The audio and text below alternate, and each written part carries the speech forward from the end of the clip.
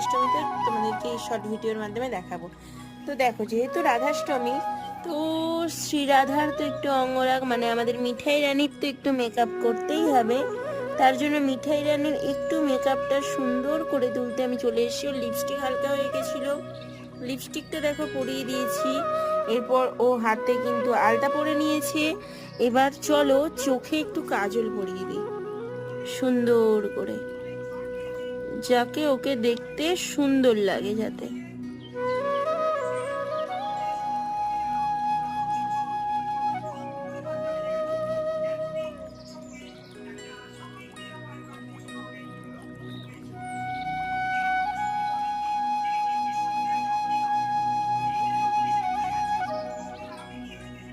একটু কাজল আর একটু আইলাইনার দিলে আমাদের মিঠাই রানীকে সুন্দর লাগবে।